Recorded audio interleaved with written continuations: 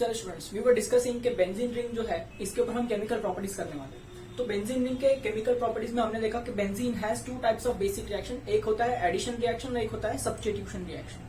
तो उसमें से मैंने आपसे कहा था कि बेंजीन जो है वो एडिशन रिएक्शन को अंडरगो नहीं करता है या फिर बहुत स्पेशल कंडीशन में ही वो benzene ring addition reaction perform करता है। और लास्ट लेक्चर में हमने देखा था कि किस तरह से हमने एडिशन ऑफ हाइड्रोजन देखा था, addition of halogenation I mean chlorination देखा था और ओजोन का भी एडिशन हमने देखा था। अब हम सीखने वाले हैं substitution reaction on benzene ring. ठीक है, बहुत जबरदस्त रिएक्शन है और benzene ring is most favourable for substitution reactions and not for addition reaction. Addition reaction होता है बट विगरस कंडीशन में या बहुत स्पेशल कंडीशंस में होते हैं। बहुत आसानी से जो रिएक्शन होने वाला है बेंजीन रिंग पर वो कौन सा है? Substitution reaction.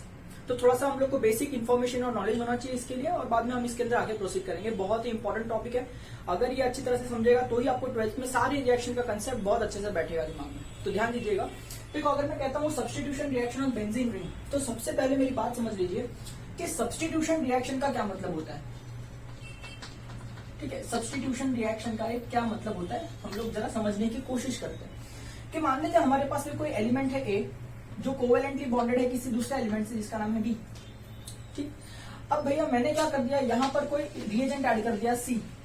अब जब रिएक्शन प्रोसीड होगा तो हमने क्या देखा कि ए कनेक्ट हो गया किससे? सी से, और बी जो है वो यहां से निकल गया। इससे आपको क्या समझ में आता है कि भाई ये जो अपना सबस्ट्रेट था इसमें आपने ये रिएजेंट ऐड किया तो आपको एक प्रोडक्ट मिलेगा और एक बाई प्रोडक्ट मिलेगा। सही बात। अब यहां अगर आप ध्यान से देखें तो सी जो है वो बी को रिप्लेस कर देता है। C occupies the position of B and B gets removed out. Correct. तो अगर हम बहुत ध्यान से देखें तो यहां पर क्या हुआ, ए और बी का बॉन्ड ब्रेक हुआ। मतलब यहां मैं लिखता हूं यहां पर बॉन्ड ब्रेक हुआ, यहां पर बॉन्ड ब्रेक हुआ, बराबर है।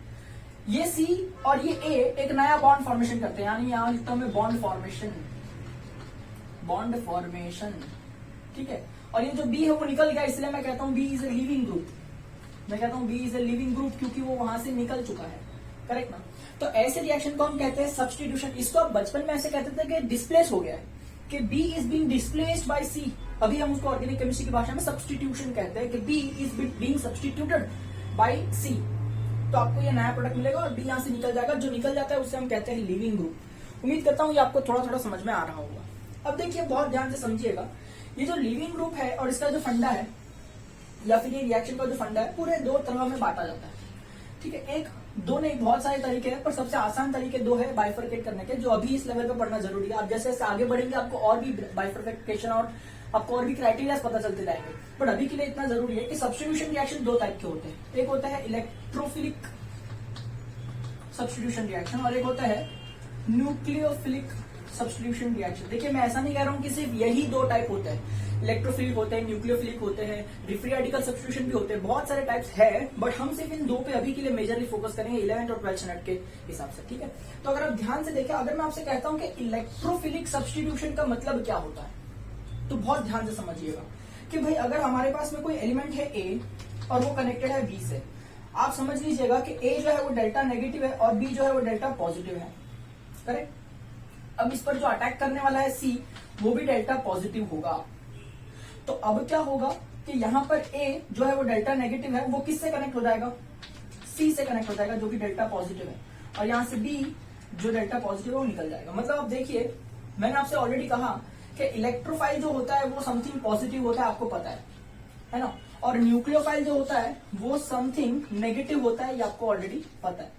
उम्मीद करता हूं आपको समझ में आ रहा होगा बेटा कि देखिए, इलेक्ट्रोफाइल मतलब समथिंग पॉजिटिव एंड न्यूक्लियोफाइल का मतलब होता है समथिंग नेगेटिव। तो अगर आप बहुत ध्यान से इस रिएक्शन को ऑब्जर्व करते हैं तो आप देखिए, a positive species is being replaced by a positive species, है ना, कि ये इलेक्ट्रोफाइल की तरह बिहेव कर रहा है बिकॉज इट इज पॉजिटिव, ये भी इलेक्ट्रोफाइल की तरह बिहेव कर रहा है बिकॉज इट इज पॉजिटिव, और ये जो बी है आई मीन ए है जिसके ऊपर चार्ज नेगेटिव है, वो मैं कहता हूं कि न्यूक्लियोफिलिक पार्ट है। ठीक है, तो अब ध्यान से देखिए, जब ये रिएक्शन हो रहा था तो आपने ये बी प्लस को निकाला, मतलब एक इलेक्ट्रोफाइल को निकाल दिया और उसको एक नए इलेक्ट्रोफाइल से जोड़ दिया। तो यहां पर आपने क्या किया? डिस्प्लेस कर दिया, पुराने इलेक्ट्रोफाइल को डिस्प्लेस कर दिया नए इलेक्ट्रोफाइल से। इसी को हम कहते हैं इलेक्ट्रोफिलिक सब्स्टिट्यूशन रिएक्शन। जब आप पुराने इलेक्ट्रोफाइल को नए इलेक्ट्रोफाइल से सब्स्टिट्यूट कर देते हैं या रिप्लेस कर देते हैं, इसी पर्टिकुलर रिएक्शन को मैं कह देता हूं कि इसे हम कहेंगे इलेक्ट्रोफिलिक सब्स्टिट्यूशन रिएक्शन। उम्मीद करता हूं आपको ये पॉइंट समझ में आ रहा होगा।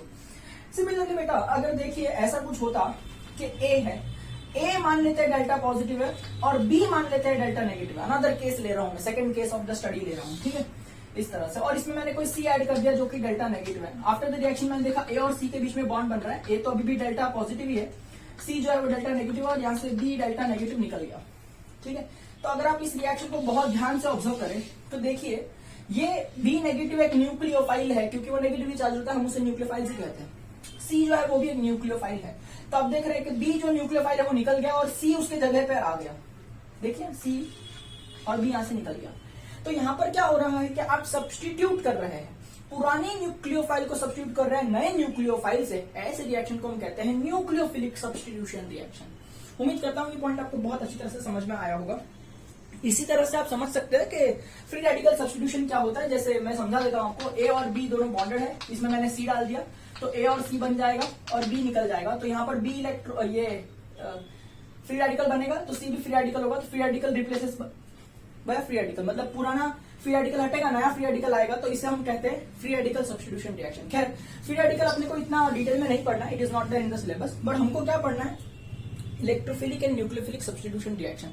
तो उम्मीद करता हूं आप समझ पा रहे होंगे कि इलेक्ट्रोफिलिक सब्स्टिट्यूशन रिएक्शन में electrophile is being replaced by new electrophile, nucleophilic reaction में पुराना nucleophile is being replaced by new nucleophile, that's it. तो अब यहां पर हम जो सब्स्टिट्यूशन रिएक्शन करने वाले हैं बेंजीन रिंग पर, ये कौन से टाइप का रिएक्शन है? क्या ये इलेक्ट्रोफिलिक सब्स्टिट्यूशन रिएक्शन है या ये न्यूक्लियोफिलिक सब्स्टिट्यूशन रिएक्शन है? इसका जवाब मैं आपको दे देता हूं। देखिए ये जो सब्स्टिट्यूशन रिएक्शन होने वाला है बेंजीन पर, यह हमेशा इलेक्ट्रोफिलिक सब्स्टिट्यूशन रिएक्शन ही होने वाला है। Benzene always undergoes electrophilic substitution reaction, ठीक है। नाउ मैं यहां पर लिख देता हूं एक वर्ड में, एक लाइन लिख देता हूं कि भाई बेंजीन डू नॉट अंडरगो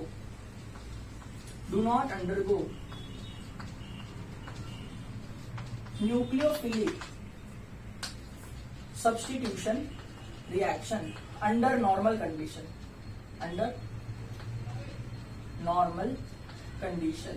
ठीक है। नॉर्मल कंडीशन में बेंजीन कभी भी न्यूक्लियोफिलिक सब्स्टिट्यूशन रिएक्शन जाता ही नहीं है। हमेशा बेंजीन किसको प्रेफर करता है बेटा?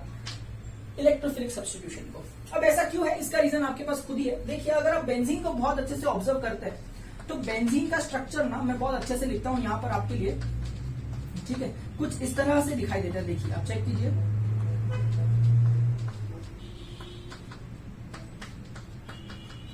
ठीक है, इस तरह से बेंजीन दिखाई देता है, मैं पता है। अब यहां पर आप देखिए तो बेंजीन के ऊपर सब्स्टिट्यूट करने के लिए है क्या? ये तो कार्बन चेन है, आप कार्बन चेन की ब्रेक नहीं कर सकते। तो आपके पास जो रिमूवेबल एटम है ना वो हाइड्रोजन है। You only can remove hydrogen atom, you can not remove carbon atom from benzene ring of course, because then the chain will break ना। तो यहाँ पर ये बेंजीन का पूरा अस्तित्व ही बदल जाएगा। तो देखिए ध्यान से, कार्बन की चेन को नहीं छेड़ना है आपको। कौन से एटम्स को रिमूव करना है? जो रिमूवेबल है, जो डिटैचेबल है, जिनका रिमूवेबिलिटी अलाउड है, ऐसे रिएक्शन हम कर रहे हैं। तो यहाँ पर हाइड्रोजन ही एक ऐसा एटम है जिनको आप रिमूव कर सकते हैं। और मुझे बताइए बेटा कि यहाँ जो हाइड्रोजन और कार्बन है इनके बीच में इलेक्ट्रोनेगेटिव डिफरेंस होगा कि नहीं होगा? जरूर होगा। देखिए मैंने कहा था कार्बन और हाइड्रोजन के बीच में इलेक्ट्रोनेगेटिव डिफरेंस जो होता है वो नेग्लिजिबल होता है, अंडरस्टैंड। बट ध्यान से सुनिए, ये जो कार्बन है वो अब नॉर्मल कार्बन नहीं है, अब ये कार्बन एरोमेटिक कार्बन है।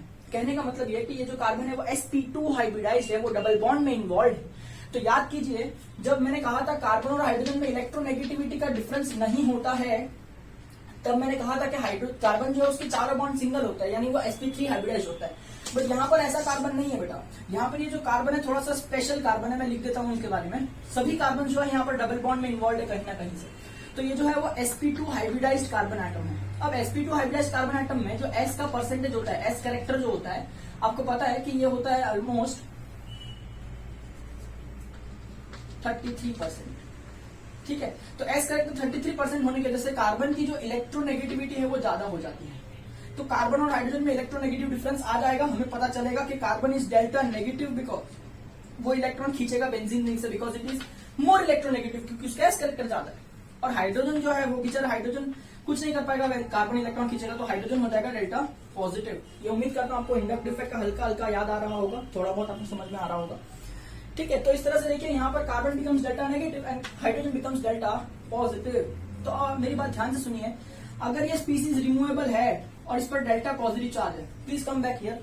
देखिए इस रिएक्शन के अंदर ये स्पीसीज रिमूवेबल है और इस पर चार्ज क्या है, डेल्टा पॉजिटिव। तो हमें क्या कहा था, इलेक्ट्रोफाइल कहा था। Anything which is positive is electrophile.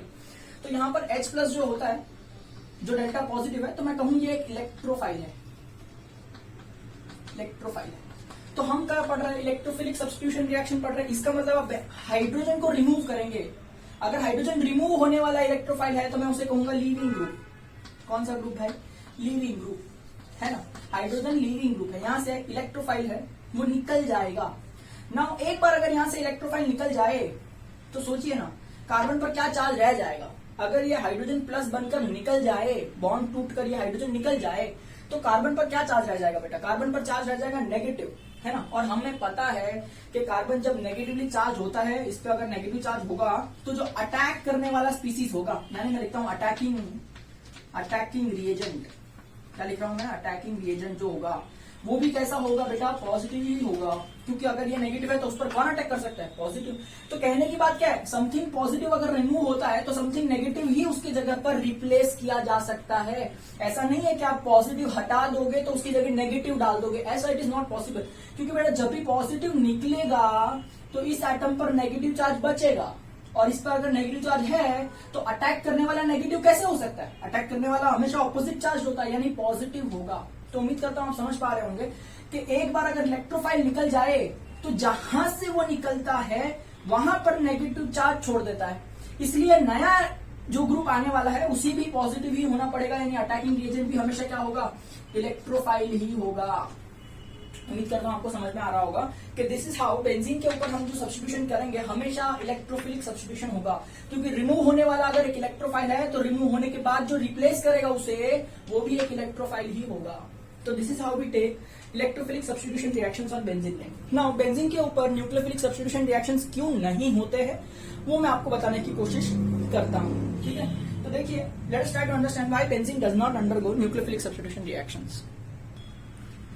कि देखिए भाई, अगर हमारे पास बेंजीन रिंग है तो इसके पास जो रिमूवेबल एटम है वो H है, और हमें पता है कि कार्बन sp2 होने के कारण डेल्टा नेगेटिव हो जाएगा और हाइड्रोजन जो है वो डेल्टा पॉजिटिव हो जाएगा।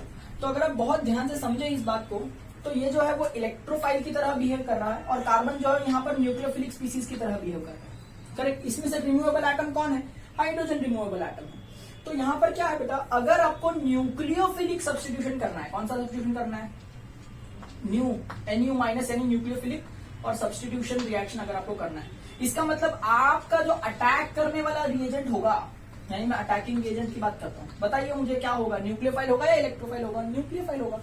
तो आपका जो अटैकिंग रिएजेंट है वो न्यूक्लियोफाइल यानी समथिंग माइनस।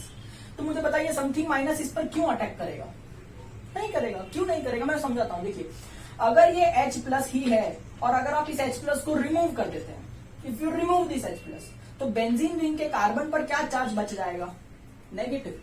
अगर कार्बन पर नेगेटिव चार्ज है तो कोई नेगेटिव उसको अटैक कर सकता है क्या, कभी भी नहीं कर सकता। अरे भाई नेगेटिव है और नेगेटिव उसको अटैक कैसे करे, नेगेटिव रिपेल हो जाएगा ना बेटा, रिपल्शन हो जाएगा। तो ये मॉलिक्यूल कभी भी इस कार्बन को अटैक कर ही नहीं सकता, बिकॉज ये ऑलरेडी नेगेटिव और ये भी क्या है, नेगेटिव है। इसलिए न्यूक्लियोफिलिक सब्स्टिट्यूशन रिएक्शन नहीं होता बेंजीन रिंग पर, समझ में आया। तो अगर मैं इसी की जगह अगर इलेक्ट्रोफाइल लेके आऊं, इलेक्ट्रोफाइल मतलब समथिंग पॉजिटिव, तो क्या वो इस कार्बन पर अटैक कर जाएगा, बिल्कुल, क्योंकि H प्लस अगर निकल जाएगा तो बेंजीन के कार्बन पर नेगेटिव चार्ज छोड़ के जाएगा, और नेगेटिव चार्ज अगर है तो अटैक करने वाला पॉजिटिव बहुत अच्छी तरह से अटैक करेगा, बहुत अच्छी तरह से बॉन्ड बनाएगा, क्योंकि अट्रैक्शन बहुत ही स्पॉन्टेनियसली हो जाएगा। न्यूक्लियोफाइल अटैक नहीं कर सकता, बट इलेक्ट्रोफाइल तो अटैक कर पाएगा कि नहीं। इसलिए बेंजीन हमेशा इलेक्ट्रोफिलिक सब्स्टिट्यूशन रिएक्शन की तरफ ज्यादा फेवर्ड होता है, ना कि न्यूक्लियोफिलिक सब्स्टिट्यूशन की रिएक्शन की तरफ। उम्मीद करता हूँ ये पॉइंट आपको समझ में आ रहा हो। और तो और मैं समझा दूं कि बेंजीन रिंग के पास रेजोनेंस भी तो होता है भाई। मतलब क्या, रेजोनेंस का सिंपल मतलब क्या है, डिलोकलाइजेशन ऑफ इलेक्ट्रॉन्स, ये तो आपने पता ही होगा ना, डिलोकलाइजेशन ऑफ इलेक्ट्रॉन्स मतलब क्या है, नेगेटिव चार्ज गोल गोल गोल गोल घूमते रहेगा, इलेक्ट्रॉन मतलब नेगेटिव चार्ज होता है, और आपका न्यूक्लियोफाइल भी अगर नेगेटिव है तो इलेक्ट्रॉन यहाँ ऑलरेडी बहुत ज्यादा है और आपका न्यूक्लियोफाइल है वो नेगेटिव है, इलेक्ट्रॉन भी क्या होते हैं, नेगेटिव। तो नेचुरल सी बात है कि कभी भी इन दोनों के बीच में फोर्स ऑफ अट्रैक्शन नहीं आएगा।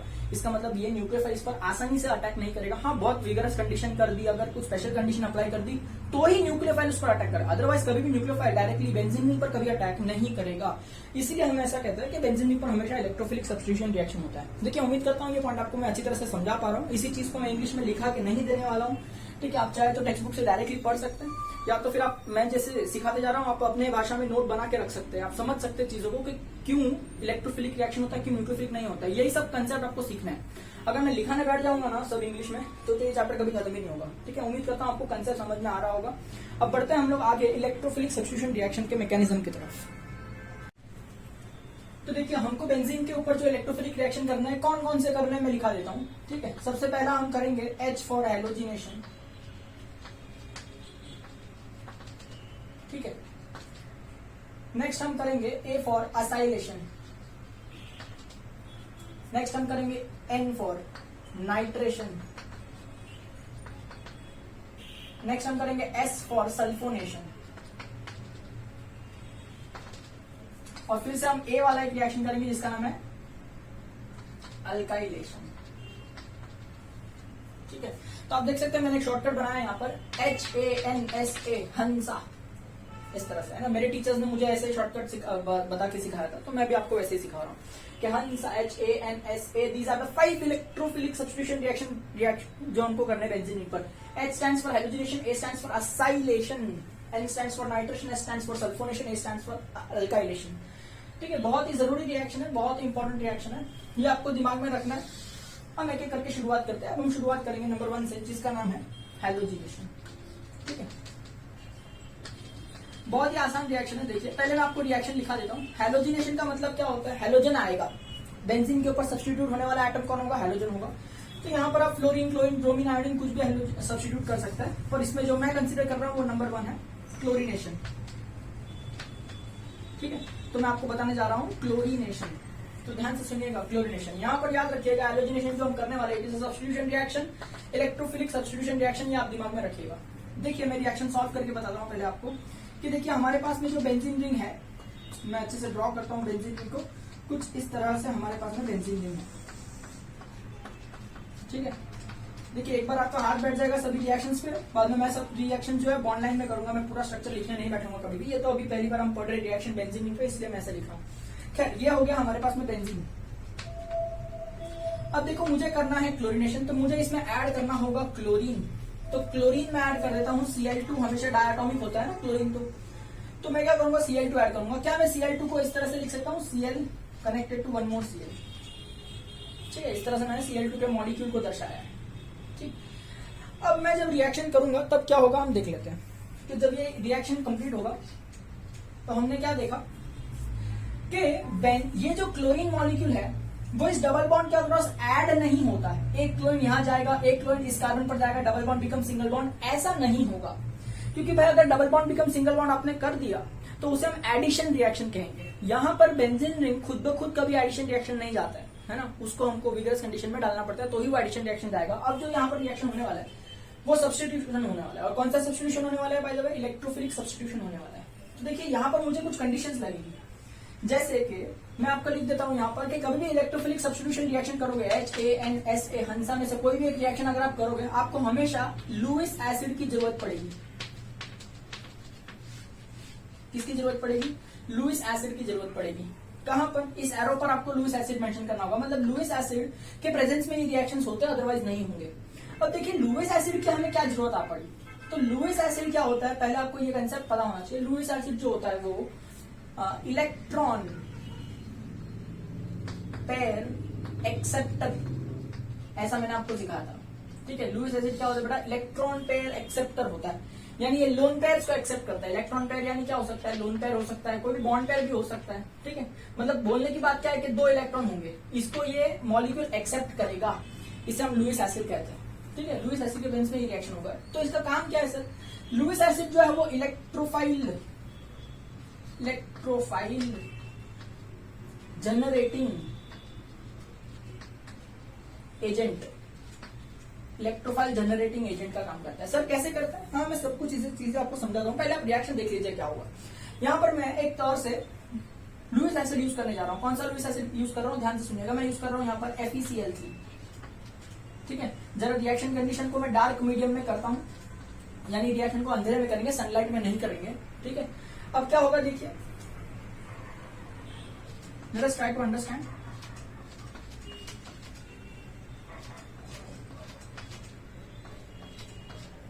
है, ये बेंजीन का स्केलेटन मैंने बनाया। ये हाइड्रोजन को मैं रिप्लेस करने जा रहा हूँ क्लोरीन से, बाकी के हाइड्रोजन जो है वो एज इट इज रहेंगे, तो मैं उसको एनएच3 मेंशन कर देता हूँ।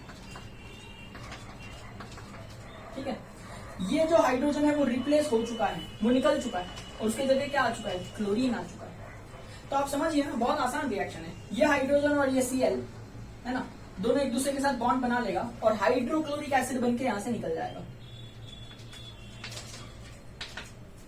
ये हाइड्रोजन और ये Cl हाइड्रोक्लोरिक एसिड बनके निकल गया। ये क्लोरीन जो है वो इस हाइड्रोजन को रिप्लेस कर रहा है। ये हाइड्रोजन अगर ये क्लोरीन के साथ चले जाएगा तो इसका एक बॉन्ड बचेगा और इसका भी एक बॉन्ड बचेगा, तो ये दोनों आपस में कनेक्ट हो जाएंगे कि नहीं। दैट इज वाई ऐसा कंपाउंड बन रहा है। अब बहुत ऑब्जर्व करते हैं ध्यान से, ये कार्बन और हाइड्रोजन बॉन्ड ब्रेक हो रहा है, क्लोरीन और क्लोरीन बॉन्ड ब्रेक हो रहा है, उसके बाद ही हाइड्रोजन और क्लोरीन का बॉन्ड फॉर्म हो रहा है, और उसके बाद ही ये कार्बन और ये क्लोरीन का बॉन्ड फॉर्म हो रहा है। तो अगर हम ध्यान से देखें इस कार्बन और हाइड्रोजन के अंदर, तो कार्बन जो है वो डबल बॉन्ड में इन्वॉल्व है, यानी एस कैरेक्टर ज्यादा है, यानी ज्यादा इलेक्ट्रोनेगेटिव है, जिस वजह से ये कार्बन है वो डेल्टा नेगेटिव है और ये हाइड्रोजन जो है वो डेल्टा पॉजिटिव है। उम्मीद करता हूं आपको ये पॉइंट समझ में आ रहा है। तो अगर ये पॉजिटिव को यहां से जाना है तो उसके साथ में जो बॉन्ड बना रहा है, ये पॉजिटिव के साथ में जो बॉन्ड बना रहा है वो कैसा होगा, नेगेटिव ही होगा। तो ही तो बॉन्ड बनेगा ना बेटा, ऑपोजिट चार्ज पे ही तो बॉन्ड बनता है। तो देखिए ये पॉजिटिव है और ये नेगेटिव है, तो ये H और ये Cl बनके HCl निकल जाएगा, H प्लस और Cl माइनस, ऐसे इस तरह से। उम्मीद करता हूं समझ में आ रहा है। अब देखो बेटा, जब ये H प्लस निकल जाएगा तो कार्बन पर क्या चार्ज रह जाएगा, नेगेटिव। तो इस कार्बन पर कौन आ रहा है, ये वाला क्लोरीन आ रहा है कि नहीं, तो इस क्लोरीन को क्या होना पड़ेगा, पॉजिटिव। समझ रहे हैं। तो ये जो है ना, ये वाला क्लोरीन जो कि पॉजिटिव है, देखिए आप ध्यान से देखिए, कौन सा क्लोरीन जो पॉजिटिव है, कौन सा क्लोरीन जो पॉजिटिव है, वो पॉजिटिव क्लोरीन जो है वो इस कार्बन पर आ रहा है। समझ में आया। ये और ये दोनों आपस में निकल रहे हैं, कोई डाउट। उम्मीद करता हूं ये पॉइंट आपको अच्छी तरह से समझ में आ रहा होगा। Who is the leaving group, अगर मैंने ऐसे कहा, ये हमारा सबस्ट्रेट है और ये हमारा रिएजेंट है।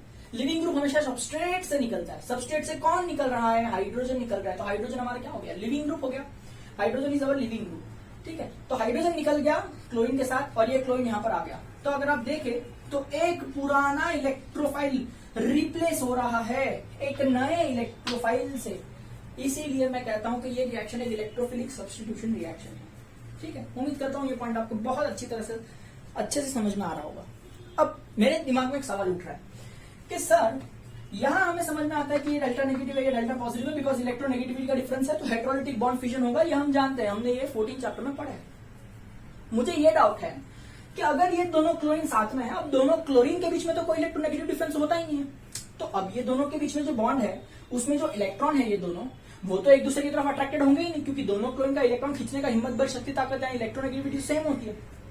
तो फिर भी आपने ऐसा क्यों लिखा है कि ये इलेक्ट्रॉन रिच है और ये इलेक्ट्रॉन पुअर है, मतलब ये ज्यादा इलेक्ट्रॉन को खींच रहा है इस बॉन्ड में और ये इसके पास इलेक्ट्रॉन नहीं है, यानी इसी पे पॉजिटिव चार्ज है उस पर नेगेटिव चार्ज है। आपने ऐसा क्यों कहा? एक्चुअली इन पर कोई चार्ज ही नहीं होना चाहिए था, क्योंकि ये तो दोनों सेम एटम है और सेम एटम जो होते हैं उनके अंदर इलेक्ट्रोनेगेटिव डिफरेंस नहीं होती है, तो आपने सिखाया था। तो आप ऐसा क्यों लिख रहे हैं? देखो ध्यान से, ये जो कमाल है वो FeCl3 की वजह से आया है। बेटा अगर ये FeCl3 नहीं होता ना यहाँ पर, तो मैं ऐसा चार्जेस लिख ही नहीं सकता था, क्योंकि इन दोनों के बीच में लिटरली कोई इलेक्ट्रोनेगेटिव डिफरेंस नहीं होता है। बट FeCl3 की वजह से यहां पर मैं ऐसे ये चार्ज लिख सकता हूं। अब कैसे मैं समझाता हूं, देखिए एक्चुअली क्या होता है कि जैसा आप रिएक्शन बोर्ड पर देखते हो ना, ऐसा रियल लाइफ में होता नहीं है। असलियत में क्या होता है कि जब ये क्लोरीन मॉलिक्यूल होता है Cl बॉन्डेड टू Cl, उम्मीद करता हूं आपको कैमरा में दिख रहा होगा, ठीक है, हाँ दिख रहा है, देखिए Cl बॉन्डेड टू Cl, इस तरह से ये हमारे पास में क्लोरीन मॉलिक्यूल है, ऐसे दिखता है। ठीक है, जब ये FeCl3 के कांटेक्ट में आता है तो FeCl3 का ना मैं आपको स्ट्रक्चर बताता हूं, FeCl Cl Cl इस तरह से। तो अगर आप ध्यान से लेके FeCl3 जो है वो इलेक्ट्रॉन विड्रॉइंग ग्रुप की तरह बिहेव करता है, या फिर मैं कहूं आपसे लुईस एसिड की तरह बिहेव करता है। यानी क्या, ये देखिए आप देख सकते हैं 1 2 3 4 5 6 इलेक्ट्रॉन इस Fe के पास में है। Fe का आउटरमोस्ट शेल में कितने इलेक्ट्रॉन है बेटा? 6 इलेक्ट्रॉन है। होने कितने चाहिए ऑक्टेट कंप्लीट होने के लिए? 8 इलेक्ट्रॉन होने चाहिए, तो 6 है और 8 होने चाहिए। कितने इलेक्ट्रॉन्स की कमी हो गई? 2 इलेक्ट्रॉन्स की कमी हो गई। तो Fe को ऑक्टेट कंप्लीट करने के वास्ते कितने इलेक्ट्रॉन्स चाहिए? Fe को ऑक्टेट कंप्लीट करने के वास्ते 2 इलेक्ट्रॉन्स चाहिए। तो ये क्या करता है, 2 इलेक्ट्रॉन को अपनी तरफ खींचता है, मतलब ये इलेक्ट्रॉन पेयर एक्सेप्टर है, खींच रहा है, ले रहा है, तो कैसे खींच रहा है, देखिए ये तो क्लोरीन मॉलिक्यूल जी के बीच में कोई इलेक्ट्रोनेगेटिविटी का डिफरेंस नहीं है, ये यहाँ के दोनों इलेक्ट्रॉन्स जो है वो खींच लेता है। तो जब ये इलेक्ट्रॉन खींच लेता है तो असलियत में यहाँ पर क्या प्रोड्यूस होता है, इसके बाद में ऐसा कुछ प्रोड्यूस होता है, FeCl Cl Cl। ये तो तीन पहले से तीन क्लोरीन तो पहले से ही थे, ठीक है,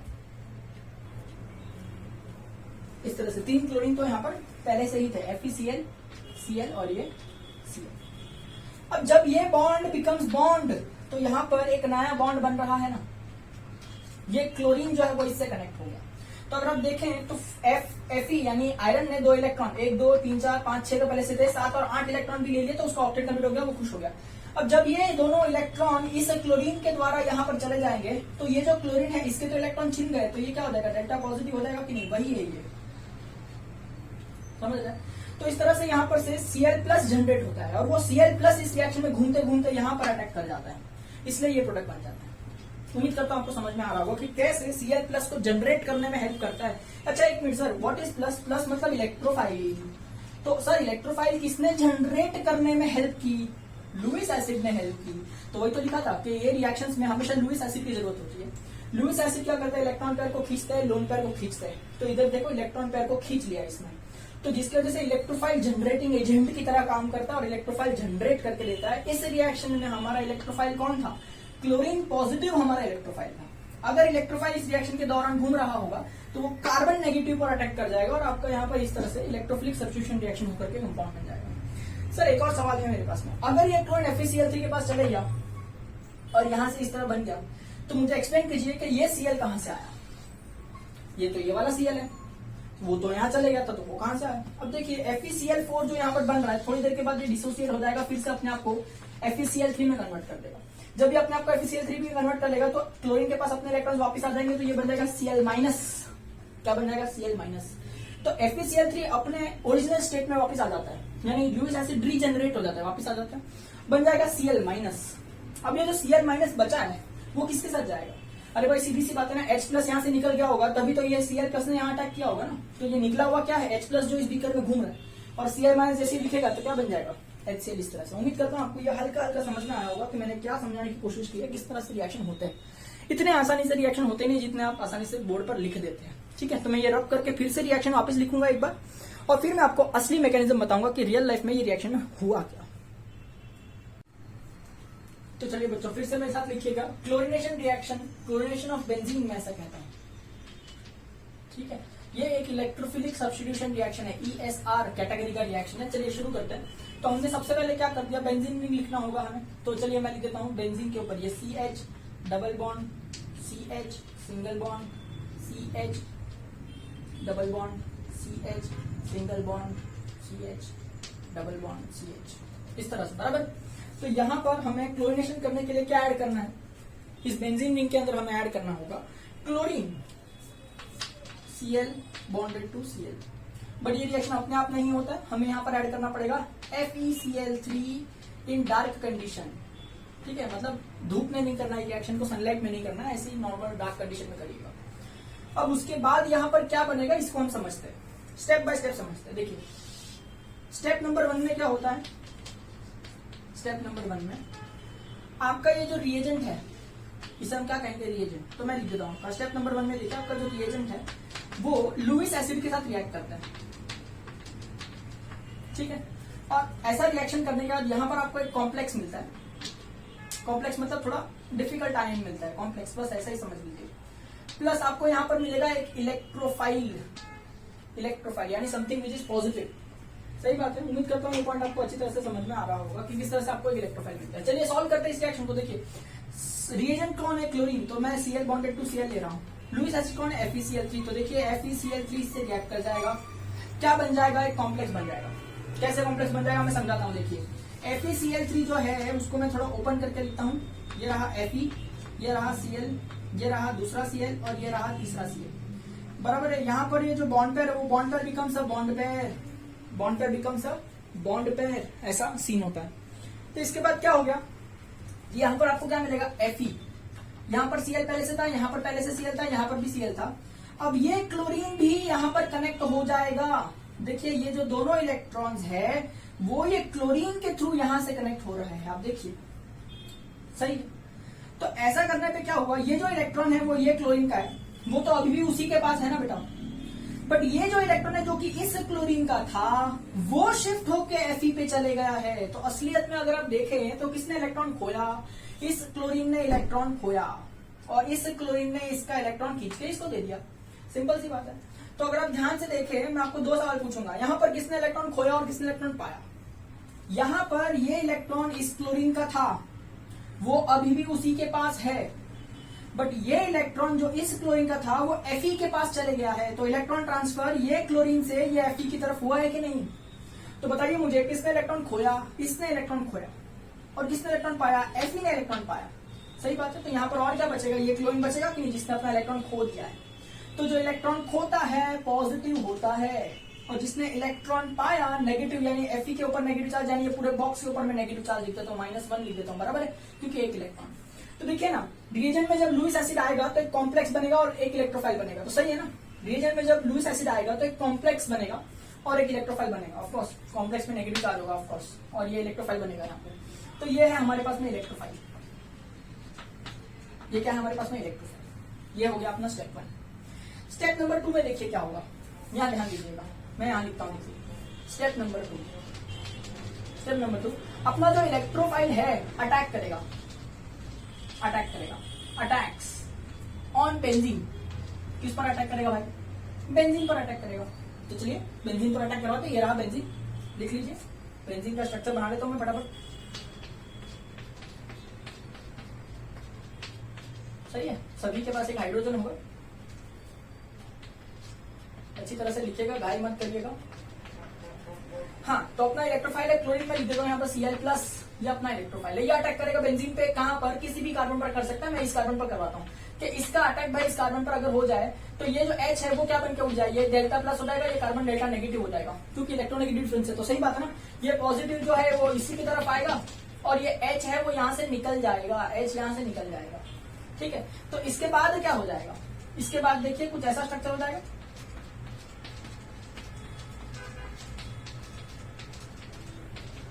सारे हाइड्रोजन ऐसे यहां पर आ जाएगा क्लोरीन, ये वाला क्लोरीन।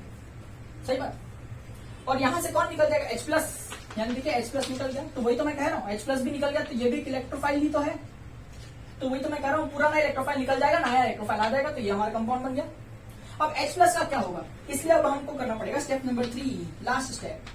स्टेप नंबर 3 में क्या होता है, हमारे पास में ये जो कॉम्प्लेक्स बन रहा है ना, वो मैं लिखता हूं। देखिए हमारे पास में क्या है, कॉम्प्लेक्स है, कॉम्प्लेक्स। अब वो कॉम्प्लेक्स हमारे पुराने इलेक्ट्रोफाइल यानी H+, इस केस में हमारा पुराना इलेक्ट्रोफाइल कौन, H+ है कि नहीं, तो उसके साथ रिएक्ट करेगा, करेक्ट है। और कॉम्प्लेक्स में से अपना लुईस एसिड वापस जनरेट हो जाएगा भाई, लुईस एसिड वापस जनरेट हो जाएगा और यहाँ पर प्रोडक्ट मिलेगा। मैं समझाता हूँ ना कैसे। देखिए हमारा कॉम्प्लेक्स क्या था, ये था Fe, Cl, Cl, Cl, ये तो 3 पहले से थे, और एक नया क्लोरीन यहाँ पर ज्वाइंट हुआ था कि इस तरह से हमारा कॉम्प्लेक्स था, इस पर चार्ज क्या है, नेगेटिव। इसके साथ कौन रिएक्ट करेगा, हमारा पुराना इलेक्ट्रोफाइल H+। क्या होगा, ये जो Cl- ने अपने दोनों इलेक्ट्रॉन Fe को दिए थे ना, अब वो Fe से वापस खींच लेगा और हाइड्रोजन को दे देगा। तो ऐसा करने पे क्या हो जाएगा कि क्लोरीन जो है वो अपना इलेक्ट्रॉन अपने पास रख रहा है, Fe को दिया हुआ इलेक्ट्रॉन अगर वो हाइड्रोजन को दे देगा तो यहाँ पर HCl बनेगा कि नहीं बनेगा। सही बात है, समझ पा रहे क्या कि ये जो H है उसको ये दोनों इलेक्ट्रॉन मिल गए। तो देखिए ना, मैं ऐसा लिख देता हूं अच्छी तरह से, H है उसको ये बॉन्ड मिल रहा है जिसमें ये क्लोरीन का इलेक्ट्रॉन उसी के पास है, Fe को दिया हुआ इलेक्ट्रॉन उसने हाइड्रोजन को दे दिया, यूं इस तरह से। सही है, तो यहां पर आपको HCl ये प्रोडक्ट मिलेगा, प्लस बचा क्या, FeCl3 एज इट इज। तो देखिए FeCl3 यानी अपना लुईस एसिड रीजनरेट होगा कि नहीं। तो इस तरह से बेटा 3 स्टेप में होते हैं रिएक्शन। फर्स्ट स्टेप में क्या होता है कि आपका जो रिएजेंट है वो लुईस एसिड से रिएक्ट करता है, कॉम्प्लेक्स बनाता है और इलेक्ट्रोफाइल बनाता है। कॉम्प्लेक्स और इलेक्ट्रोफाइल में से बेंजीन की तरफ कौन आएगा, इलेक्ट्रोफाइल आएगा।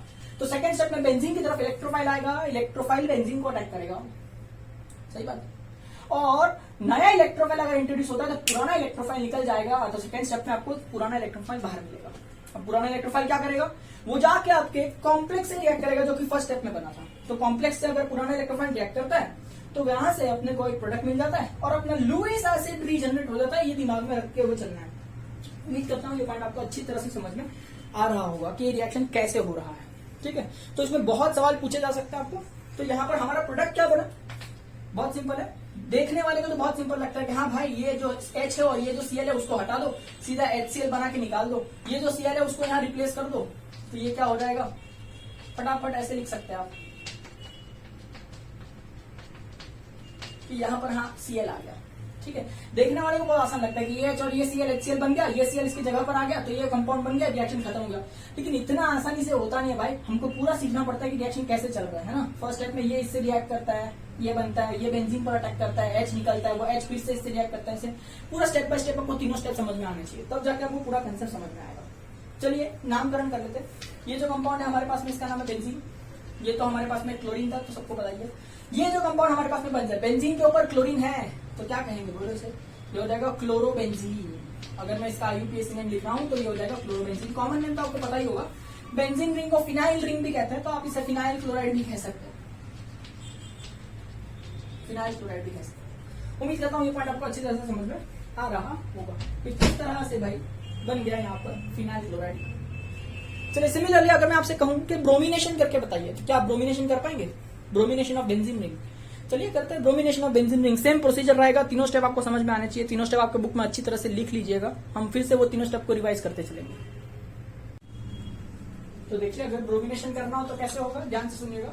अगर मैंने लिखा ब्रोमिनेशन ऑफ बेंजीन, तो सिंपल सा तरीका है, हमें बेंजीन रिंग ड्रॉ करनी होगी। चलिए जरा मैं बेंजीन रिंग ड्रॉ कर लेता हूँ।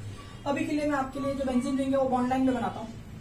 ठीक है, तो ये देखिए alternate single bond double bond, यहाँ सभी पर हाइड्रोजन होगा, पर मैं सिर्फ यही हाइड्रोजन को रिप्रेजेंट कर रहा हूँ ताकि आपको समझ में आए कि इसको हम लोग को रिप्लेस करना है। ब्रोमिनेशन करने के लिए मुझे ऐड करना होगा इसमें bromine molecule, Br bonded to Br, सही है कि नहीं। और यहाँ पर हमें लगेगा लुइस एसिड। कौन सा लुइस एसिड लगेगा, AlBr3, ये लुइस एसिड हमको लगेगा। सेम फंडे से काम करेगा। स्टेप नंबर 1 में क्या होगा, देखिए आपको एग्जाम में first second step third step बताने की जरूरत नहीं है, सिर्फ आपका अंडरस्टैंडिंग के लिए, बाकी आप डायरेक्ट रिएक्शन लिख सकते हैं एग्जाम में। तो स्टेप नंबर 1 में हमने क्या कहा था कि सबसे पहले आपका जो रिएजेंट है यानी ब्रोमीन, करेक्ट है ना, वो किससे रिएक्ट करेगा, आपके लुइस एसिड से रिएक्ट करेगा। तो AlBr3 का स्ट्रक्चर कुछ यूं इस तरह से होता है, मैं बना देता हूं।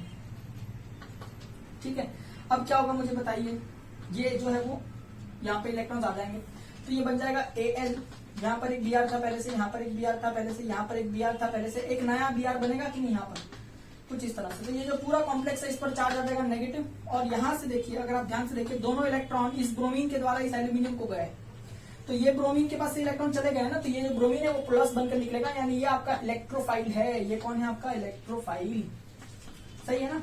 अब देखिए ये इलेक्ट्रोफाइल सेकंड स्टेप में बेंजीन रिंग पर अटैक करेगा, आपको पता है। तो आपके पास में जो बेंजीन रिंग है इसके पास H+ आयन होगा यहाँ पर, ठीक है, और इसमें कौन आने वाला है, Br+ आने वाला है। तो आपको पता है क्या होगा, पुराना इलेक्ट्रोफाइल निकल जाएगा, नया इलेक्ट्रोफाइल उसकी जगह पर आ जाएगा।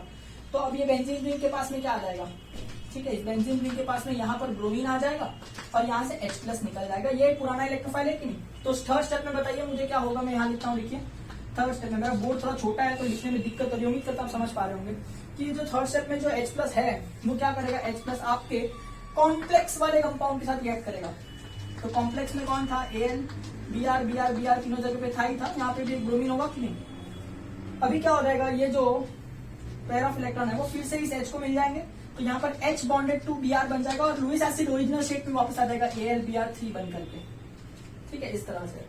तो ये जो है हमारे पास में क्या बना, देखने वाले को लगता है कि ये H और ये Br हट गया, तो यहाँ पर HBr बन रहा है, बराबर, और ये ब्रोमीन इस H को रिप्लेस कर देगा, तो बेंजीन रिंग जो है इसके यहाँ पर H हट जाएगा, इसके जगह क्या आ जाएगा Br। देखने वाले को तो बहुत आसान लगता है रिएक्शन, लेकिन रियल लाइफ में हम जानते हैं कि रिएक्शन कैसे होता है। ये HBr ऐसे रिप्लेस होने के बाद नहीं आता है, HBr बहुत मशक्कत होने के बाद में यहाँ से आता है। तो ये असली मैकेनिज्म है कि रिएक्शन कैसे होता है, और ये सिर्फ एक दिखाने का तरीका है कि भाई हाँ ऐसा रिएक्शन को हम समझ सकते हैं। ठीक है, चलिए नाम लिख लेते हैं, इसका नाम हो जाएगा बेंजीन रिंग। तो ये हो जाएगा, मैं लिख देता हूँ बेंजीन, ये ब्रोमीन हमको पता है। यहाँ पर इसका नाम क्या हो जाएगा, अगर मैं कॉमन नेम लिखूं तो ये हो जाएगा फिनाइल ब्रोमाइड, ये तो आपको आता ही होगा उम्मीद करता हूँ, ठीक है। IUPAC नेम में हो जाएगा ये ब्रोमोबेंजीन, इस तरह से, सही है। तो याद रखना यहाँ पर हम जो लुइस एसिड यूज कर रहे हैं वो है AlBr3। बहुत ही आसान सा रिएक्शन, उम्मीद करता हूँ ब्रोमिनेशन और क्लोरिनेशन दोनों भी आपको समझा है। सिमिलरली फ्लोरिनेशन और आयोडीनेशन भी किया जा सकता है, बट वो बहुत विगरस कंडीशंस पे होते हैं, इसलिए हम करते नहीं है जनरली, ठीक है। इसलिए हमें सिर्फ क्लोरिनेशन और ब्रोमिनेशन पे ही फोकस करना है। देखिए एक क्वेश्चन ऐसा भी आता है, देखिए ध्यान से ऐसा लिखा जाता है कि क्लोरिनेशन ऑफ बेंजीन ठीक है, इन एक्सेस ऑफ क्लोरीन। तो ये भी एक रिएक्शन होता है, मैं बता देता हूँ। देखिए आपको यहाँ पर ये बेंजीन रिंग है हमारे पास में, है ना, हर कार्बन के पास में एक हाइड्रोजन होगा, तो मैं उसको ऐसा रिप्रेजेंट कर देता हूँ। ठीक है, अगर आप यहाँ पर क्लोरीन लेंगे एक्सेस में, ठीक है, मतलब अगर हम 6 टाइम्स लेंगे, 6 टाइम्स क्लोरीन मॉलिक्यूल लेंगे, और यहाँ पर ऑफकोर्स हम लोग FeCl3 as a Lewis acid ले रहे हैं और डार्क कंडीशन में रिएक्शन कर रहे हैं, तो क्या होगा कि 6Cl, यानी ऐसा देखिए,